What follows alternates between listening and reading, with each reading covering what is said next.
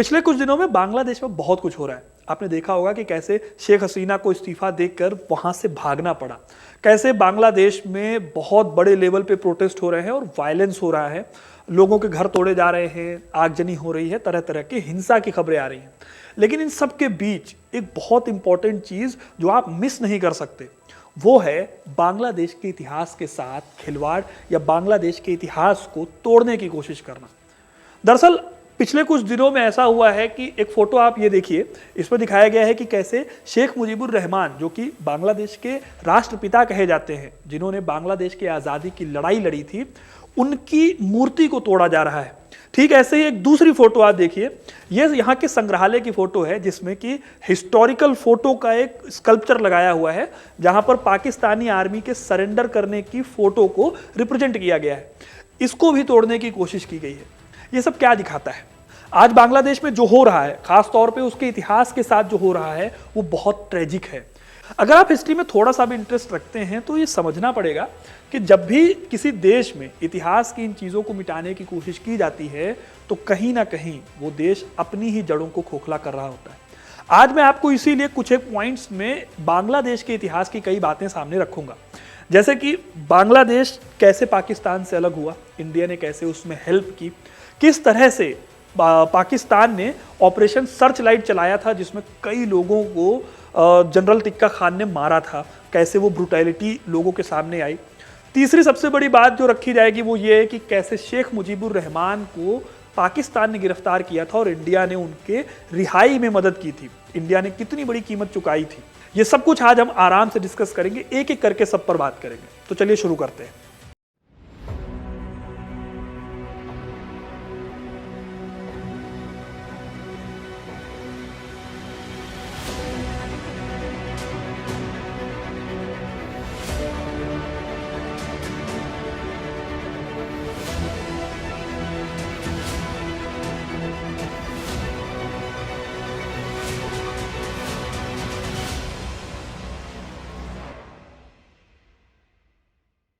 सोलह दिसंबर 1971 का दिन था जब पाकिस्तान के 91,000 सोल्जर्स ने इंडिया के सामने सरेंडर किया।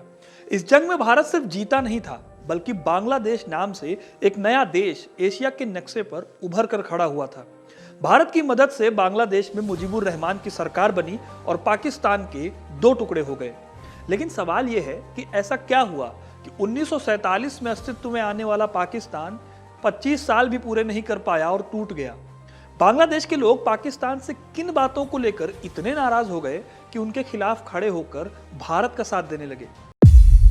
15 अगस्त 1947 को जब भारत पाकिस्तान का बंटवारा हुआ तो पाकिस्तान पहले से दो हिस्सों में बटा हुआ था। एक वेस्ट पाकिस्तान यानी कि आज का पाकिस्तान और दूसरा ईस्ट पाकिस्तान यानी कि आज का बांग्लादेश। इन दोनों देशों के बीच करीब 2000 किलोमीटर की दूरी थी और बीच में पड़ता था हिंदुस्तान, जो कि उनका सबसे बड़ा दुश्मन था।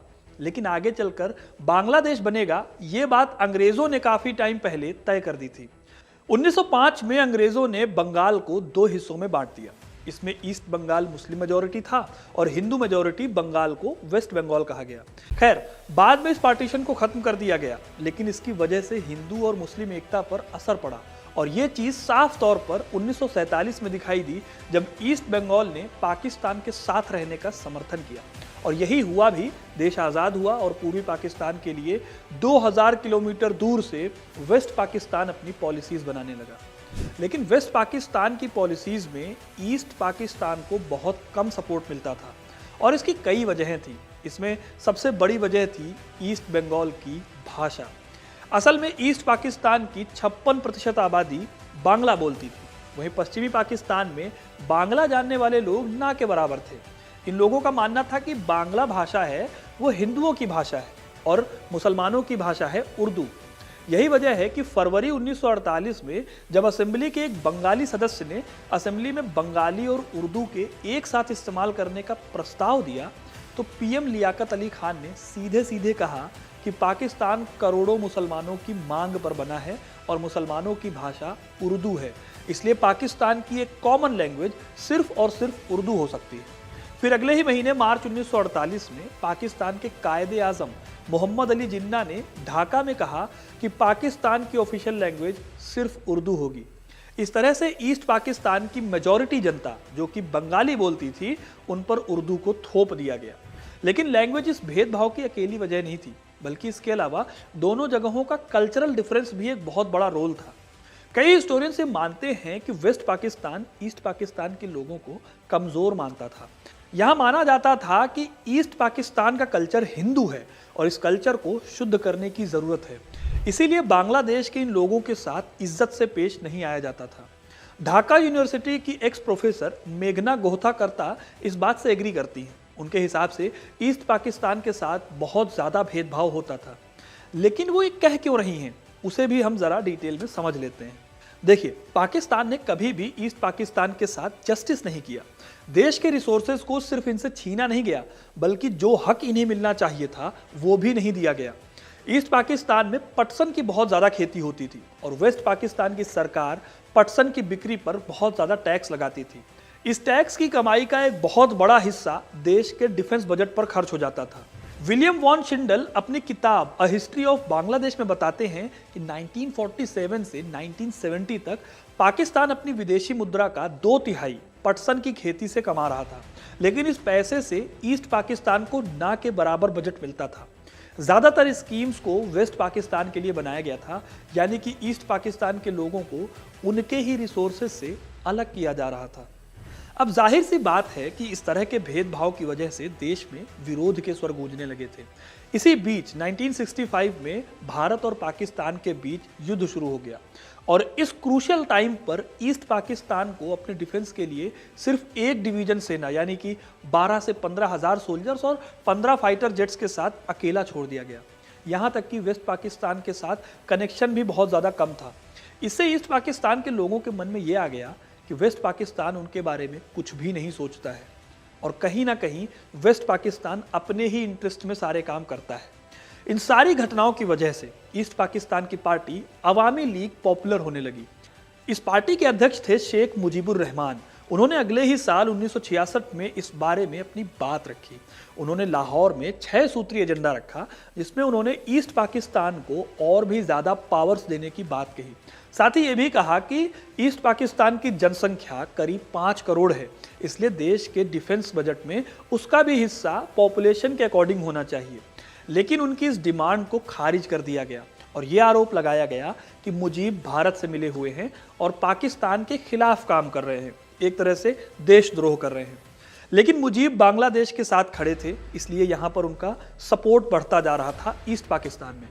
इस बात से परेशान होकर साल 1968 में पाकिस्तान के राष्ट्रपति अयूब खान द्वारा मुजीब और उनकी पार्टी के खिलाफ अगरतला षड्यंत्र केस के तहत एक मुकदमा दर्ज कराया गया।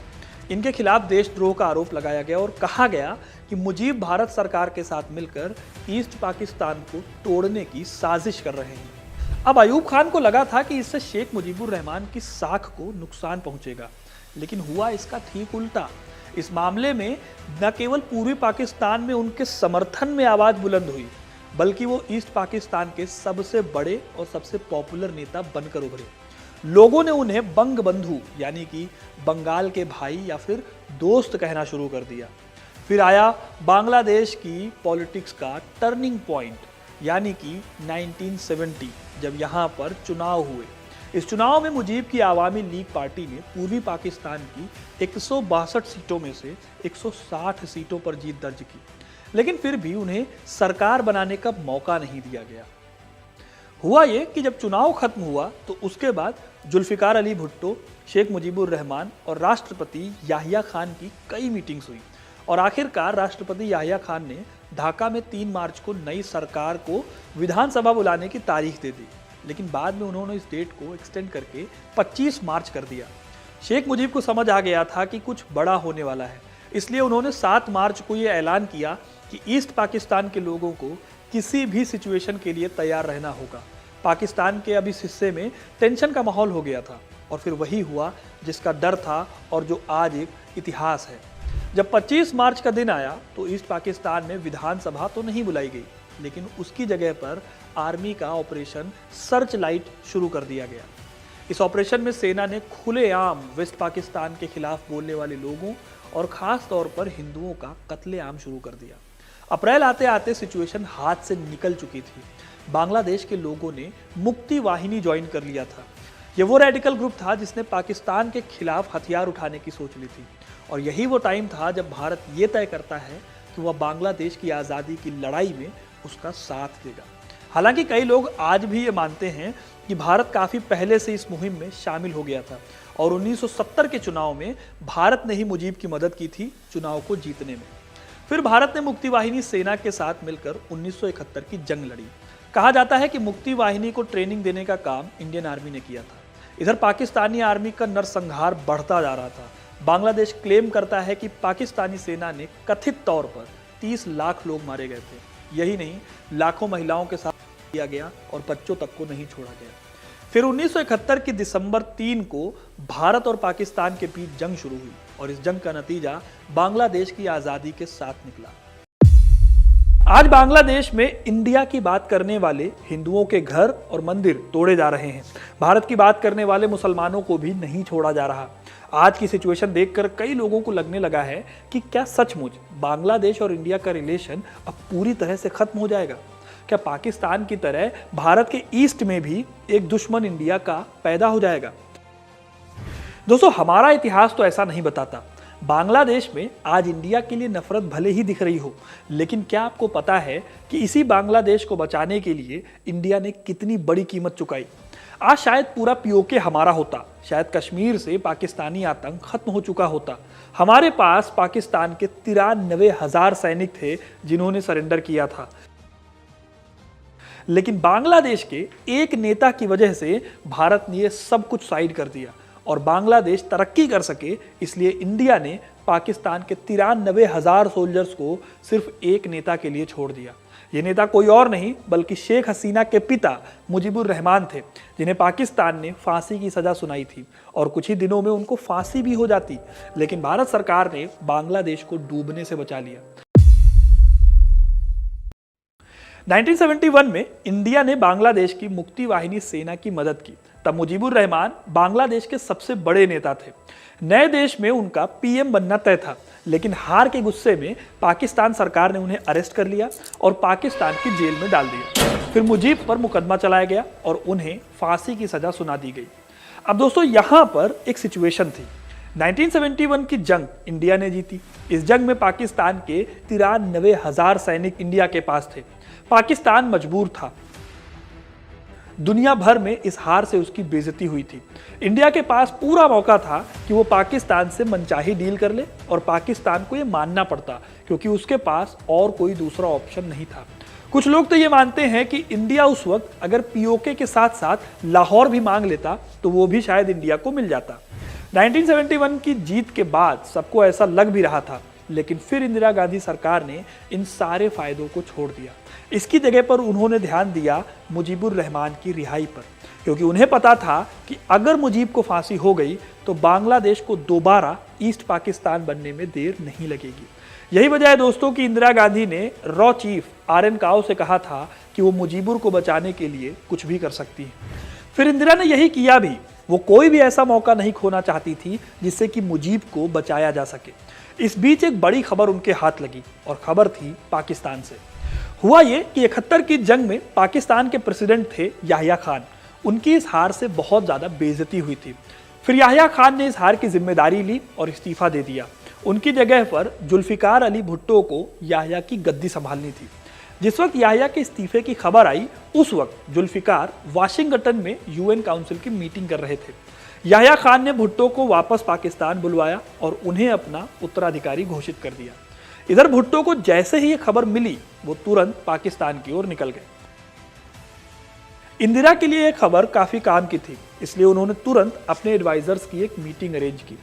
इस मीटिंग में विदेश मंत्रालय के सलाहकार दुर्गा प्रसाद धर, रॉ हेड रामनाथ काओ, प्रिंसिपल सेक्रेटरी पीएन हक्सर और विदेश सचिव टीएन मेल शामिल थे। अब तक भुट्टो की फ्लाइट की सारी डिटेल्स इंदिरा गांधी को मिल गई थी। उन्हें पता था कि भुट्टो का प्लेन लंदन के हीथ्रो एयरपोर्ट पर फ्यूल भरवाने के लिए रुकेगा। फिर प्लान बनाया गया कि हीथ्रो एयरपोर्ट पर ही भुट्टो से बात की जाएगी। इसके लिए उन्होंने एक ऐसे रिप्रेजेंटेटिव को भी ढूंढा जिसको भुट्टो शायद कभी मना ही नहीं कर सकते थे। दरअसल पाकिस्तान के 91,000 कैदियों में ईस्ट पाकिस्तान के चीफ सेक्रेटरी मुजफ्फर हुसैन भी शामिल थे। अब क्योंकि वो चीफ सेक्रेटरी थे, इसलिए भारत ने उन्हें रॉयल गेस्ट की तरह दुर्गा प्रसाद धर के घर में मेहमान बनाकर रखा था। मुजफ्फर हुसैन की बीवी का नाम था लैला। लैला लंदन में रहती थी। अब बांग्लादेश में युद्ध की वजह से लैला और मुजफ्फर हुसैन एक दूसरे से मिल नहीं सकते थे, इसलिए इंडियन एम्बेसी के थ्रू दोनों बातचीत करते थे। इस काम में ब्रिटेन में मौजूद भारत के राजदूत शशांक बंदोपाध्याय का भी इंपॉर्टेंट रोल था। अब लंदन हो या फिर भारत, सबको इस बारे में बहुत अच्छे से पता भी था। लेकिन लैला का एक कनेक्शन भुट्टो से था और इस कनेक्शन के बारे में इंदिरा गांधी जैसे बेहद कम लोग ही जानते थे। इंदिरा जानती थी कि लैला एक ज़माने में भुट्टो की गर्लफ्रेंड हुआ करती थी और भुट्टो अभी भी लैला को भूल नहीं पाए, इसलिए इंदिरा ने लैला को ही भेजा भुट्टो से कांटेक्ट करने के लिए। फिर ऐसा ही किया गया। लैला प्लेन में गई और भुट्टो के साथ टाइम बिताया। बातों ही बातों में लैला ने भुट्टो से मुजीबुर रहमान के बारे में पूछा। ये सुनते ही भुट्टो लैला और इंदिरा के प्लान के बारे में समझ गए, इसलिए उन्होंने लैला के कान में फुसफुसा कर कहा, मैं जानता हूं तुम्हारे यहाँ आने का असली मकसद क्या है। मेरा पैगाम बीबी इंदिरा को दे देना, कह देना मैं मुजीबुर रहमान को आज़ाद कर दूंगा, लेकिन मुझे इसके बदले में उनसे जो चाहिए होगा मैं खुद उन्हें बाद में बता दूंगा। लैला ने यह पैगाम इंदिरा गांधी को दे दिया और इसके कुछ ही दिनों बाद डील पक्की हो गई। इस तरह दोस्तों मुजीबुर रहमान के लिए इंडिया ने शिमला समझौते में अपनी बढ़त को खो दिया। उसका 91,000 पाकिस्तानियों का सरेंडर कराना, पाकिस्तान को जंग में हराना, सैम बहादुर की मेहनत, ये सब कुछ कुर्बान हो गया मुजीबुर रहमान की रिहाई के लिए।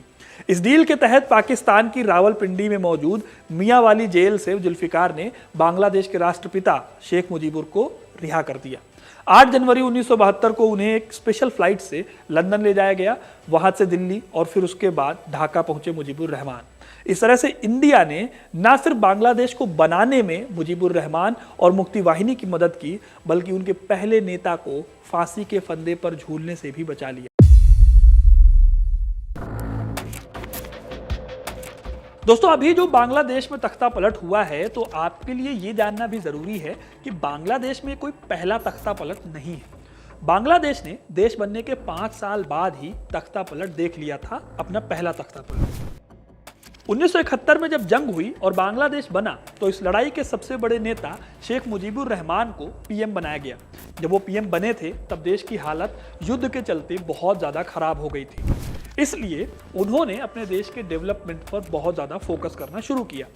देश के राष्ट्रपति होने के नाते उनका सारा फोकस केंद्रीय राजनीति पर था, लेकिन धीरे धीरे उनके खिलाफ गुस्सा बढ़ने लगा। मुजीबुर ने लोकल लेवल पर इलेक्शन नहीं कराए थे, फिर उन पर सरकार में भाई भतीजावाद करने के आरोप भी लगने लगे। फिर 4 साल बीतते बीतते कई ऐसे ग्रुप्स खड़े हो गए जो कि मुजीबुर रहमान के विरोध में उतर गए। इसमें सेना के कुछ अधिकारी भी शामिल थे। 15 अगस्त 1975 को बांग्लादेशी सेना के कुछ जूनियर अधिकारियों ने राष्ट्रपति भवन पर टैंक लेकर हमला कर दिया। इस अचानक हुए हमले में पहले बेगम मुजीब को गोली मारी गई, फिर बारी आई उनके दूसरे पुत्र जमाल की। उनकी दोनों बहुओं को भी नहीं बख्शा गया और यहाँ तक कि उनके सबसे छोटे बेटे 10 साल के रसेल मुजीब को भी मौत के घाट उतार दिया गया। इसके बाद मुजीबुर रहमान को भी गोली मार दी गई। उनके परिवार से उनकी सिर्फ 2 बेटियां थीं जो जिंदा बच गई, क्योंकि वो उस वक्त जर्मनी में थी। मुजीब की हत्या के बाद उन्हें बांग्लादेश वापस आने से बैन कर दिया गया। दोस्तों मुजीबुर रहमान की इन्हीं 2 बेटियों में से एक बेटी का नाम था शेख हसीना, जिनकी सरकार का अभी तख्ता पलट हुआ है, जिसके बारे में आप न्यूज़ में देख रहे हैं हर रोज। दोस्तों मुजीब की हत्या में बांग्लादेश की अवामी लीग के लोग थे और सेना के कुछ बड़े अफसर शामिल थे। इन लोगों में से एक थे खोंडाकर मुश्ताक अहमद, जो मुजीब की हत्या के तुरंत बाद बांग्लादेश के राष्ट्रपति बन गए। 1977 में फिर एक और तख्ता पलट हुआ।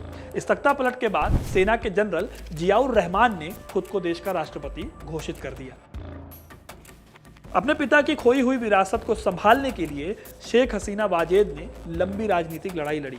उन्हें देश की जनता का लगातार सपोर्ट भी मिला। 1996 में जाकर वो पहली बार बांग्लादेश की पीएम बनी थी। तब कहीं जाकर बांग्लादेश के हालात सुधरे थे। भारत और बांग्लादेश के बीच में टेंशन का माहौल है। बांग्लादेश की नई सरकार शेख हसीना को वापस बांग्लादेश भेजने की धमकी दे रही है। सड़कों पर एंटी इंडिया नारे लग रहे हैं और जो भी लोग बांग्लादेश में इंडिया के सपोर्ट में खड़े हो रहे हैं उनका खूब विरोध हो रहा है और यह विरोध कई बार वायलेंस में भी बदला है। यह सब सुनकर कोई भी सोच लेगा कि शायद बांग्लादेश के लोग भारत के लोगों को बिल्कुल भी पसंद नहीं करते। अगर आप न्यूज़ हेडलाइंस से लेकर वायरल होने वाली फोटोज को देखोगे, वीडियोस को देखोगे, तो आपको एक लेवल पर लगेगा कि बांग्लादेश में कई ऐसे ग्रुप्स हैं जो इंडिया को पसंद नहीं करते हैं। लेकिन दोस्तों, जिस देश ने बांग्लादेश को आज़ाद कराया, उसी देश में ऐसा क्या हुआ कि आज लोग भारत के खिलाफ बातें कर रहे हैं? क्या बांग्लादेश के लोगों को भारत के कंट्रीब्यूशन के बारे में पढ़ाया नहीं जाता? दोस्तों, सबसे पहले बात करते हैं इस सेंटीमेंट की जो आज बांग्लादेश की सड़कों पर दिख रहा है, यानी कि एंटी इंडिया सेंटीमेंट, या यूं कहें कि हिंदू विरोध का।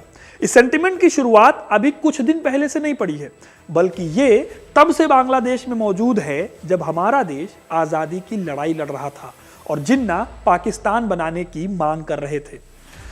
तो उस वक्त जो रिलीजियस सेंटीमेंट था कि मुसलमानों का अपना एक देश होना चाहिए, उस भावना के आधार पर बन गया ईस्ट पाकिस्तान, यानी कि आज का बांग्लादेश।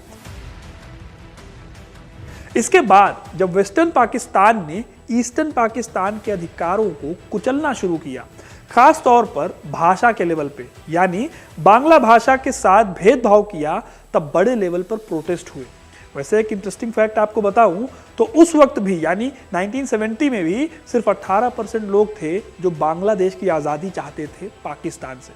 लेकिन जब टिक्का खान ने कत्लेआम किया, कसाईयों की तरह लोगों का मर्डर किया, तब बांग्लादेश को लगा कि आज़ादी बहुत ज़रूरी है। फिर बड़े लेवल पर प्रोटेस्ट ने बांग्लादेश को जन्म दिया। इस आज़ादी की लड़ाई में वो लोग भी शामिल थे जो भारत से अलग होकर पाकिस्तान बनने के समर्थक थे। बांग्लादेश बनने के बाद ये लोग पाकिस्तान नहीं गए, बल्कि बांग्लादेश में ही रह गए। लेकिन इसका मतलब ये नहीं है कि भारत को लेकर बांग्लादेश का हर आदमी भारत को अपना दुश्मन मानता है। बांग्लादेश में आज भी एक बड़े लेवल पर इंडिया को सपोर्ट करने वाले लोग हैं। ऐसे लोग हैं जो भारत के कंट्रीब्यूशन को मानते हैं। इसके पीछे एक बड़ी वजह है बांग्लादेश की किताबें। दरअसल बांग्लादेश और पाकिस्तान की किताबों में सबसे बड़ा अंतर है कि पाकिस्तान में जहां साहित्य की तरह इतिहास को लिख दिया गया, जिसमें आपको सिर्फ इंडिया के बारे में नफरत मिलेगी, वहीं दूसरी तरफ बांग्लादेश में ऐसा नहीं था। बांग्लादेश की किताबों में आज भी इंडिया के बारे में नेगेटिव चीजें नहीं पढ़ाई जाती। आपको बांग्लादेश की स्कूली किताबों में 1971 की जंग के बारे में लिखा हुआ मिल जाएगा। हाल ही में ललन टॉप ने बांग्लादेश के क्लास 9th की book Bangladesh and global studies से कई बातें सामने रखी।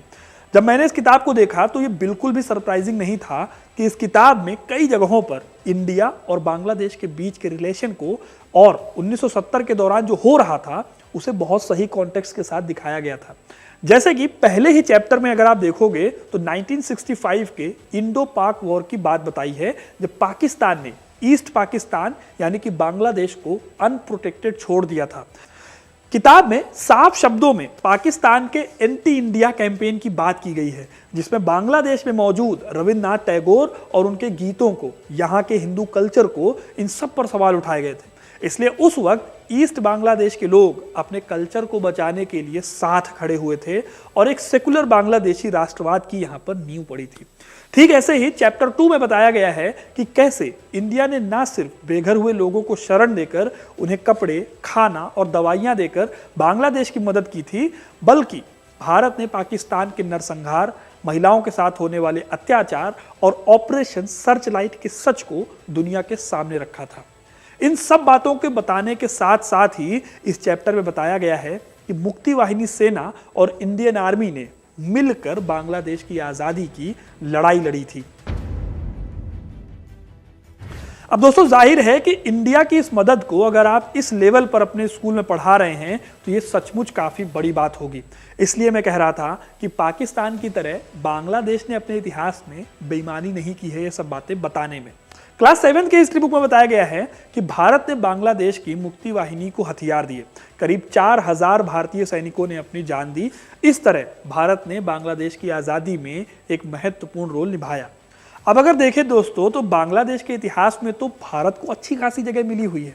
यही नहीं, बांग्लादेश में एक जगह पड़ती है नोआखली। यहाँ पर गांधी जी गए थे जब 1947 में हिंसा हुई थी तब। आज भी यहाँ के लोग गांधी जी के कंट्रीब्यूशन को याद करते हैं। लेकिन दोस्तों इतना सब देखने के बाद सवाल आता है कि जब किताब में सब अच्छा अच्छा लिखा हुआ है, लोग अभी भी भारत के कंट्रीब्यूशन को याद करते हैं, वहाँ पर भारत और बांग्लादेश के अच्छे रिश्तों की बात की गई है, तो आखिर ऐसा क्या है कि आज बांग्लादेश में कुछ ग्रुप्स एंटी इंडिया भी हैं। इसे समझने के लिए आपको यह समझना होगा कि जब भारत और पाकिस्तान का बंटवारा हुआ था तब बांग्लादेश पाकिस्तान का ही हिस्सा था, ईस्ट पाकिस्तान था, और ये धर्म के आधार पर पाकिस्तान के साथ शामिल हुआ था। एक मुस्लिम राष्ट्र के सिद्धांत के रूप में 1947 में बांग्लादेश की पहचान भी थी, जो कि पाकिस्तान से जुड़ी हुई थी। जब 1971 में बांग्लादेश अस्तित्व में आया तब ये सेंटिमेंट यानी मुस्लिम राष्ट्र का सेंटिमेंट खत्म नहीं हुआ था कई लोगों के मन से। इसका एक एग्जाम्पल यह भी है कि 1970 से पहले बांग्लादेश या फिर ईस्ट पाकिस्तान में रविंद्रनाथ टैगोर के गानों को एंटी नेशनल समझा जाता था। इसके बारे में मैंने अभी थोड़ी देर पहले आपको बताया था कि भारत पाकिस्तान की 65 की जंग में टैगोर के गीतों को एंटी पाकिस्तान बताया जाता था, और 1971 में टिक्का खान ने तो उनके गीतों पर बैन ही लगा दिया था। लेकिन फिर जब बांग्लादेश का गठन हुआ तब लोगों ने उनके इन गीतों को छोड़ा नहीं, अपने साथ बनाए रखा। अब दोस्तों इसका यह मतलब नहीं है कि बांग्लादेश में उस वक्त एंटी इंडिया सेंटिमेंट बिल्कुल बंद हो गए या खत्म हो गए। जो लोग इस्लाम के नाम पर पाकिस्तान से जुड़े थे और बाद में पाकिस्तान का हिस्सा नहीं बने, वो लोग भी ऐसा सेंटिमेंट अपने दिमाग में रख के चल रहे थे। बांग्लादेश में कट्टर इस्लामिक ग्रुप है हिफाजत-ए-इस्लामी। यह ग्रुप भारत विरोधी अभियान चलाता है बांग्लादेश में। इसी ग्रुप के दबाव में आकर बांग्लादेश ने 2017 में रविन्द्रनाथ टैगोर और कई दूसरे इंडियंस की 16 कविताओं और कहानियों को बैन कर दिया, क्योंकि कहा गया कि ये कविताएं इस्लाम को ठेस पहुंचाती। इस तरह से अगर आप देखोगे तो पता चलेगा कि बांग्लादेश में भारत को लेकर एक विरोध जो है वो धर्म को लेकर भी है। अब दोस्तों ये अलग बात है कि मुजीबुर रहमान ने एक सेकुलर देश बनाने की कोशिश की थी, लेकिन वो बन नहीं सका। जब मुजीबुर रहमान की हत्या करके 1975 में बांग्लादेश में तख्ता पलट किया गया तब बांग्लादेश में बड़े पैमाने पर एक कट्टरता फैली। हालांकि फिर भी आपको आज भी बांग्लादेश में इंडिया को सपोर्ट करने वाले काफी लोग मिल जाएंगे, जो कि आज भी बांग्लादेश की सड़कों पर प्रोटेस्ट कर रहे हैं। लेकिन दोस्तों आज के टाइम पर बांग्लादेश में जो ताकत हावी है वो शेख हसीना के प्रो इंडिया एजेंडा से मेल नहीं खाती। अब यह तय बात है कि जब तक ये सेंटीमेंट के लोग देश में हैं तब तक ये उठापटक चलती रहेगी, और भारत के रिश्ते ऐसे ही बांग्लादेश के साथ कभी बहुत अच्छे हो जाएंगे तो कभी बहुत ज़्यादा चैलेंजिंग हो जाएंगे। तो दोस्तों ये थी कहानी कि बांग्लादेश में एंटी इंडिया सेंटीमेंट क्या है और बांग्लादेश की किताबों में हमारे देश के बारे में कैसी बातें लिखी हुई हैं। आपको ये वीडियो कैसा लगा हमें कमेंट करके ज़रूर बताइएगा। वीडियो को लाइक और शेयर करना ना भूलें, और ऐसी इंटरेस्टिंग कहानियों के लिए, इतिहास से जुड़े रहने के लिए हिस्ट्री कनेक्ट को सब्सक्राइब जरूर करें। धन्यवाद।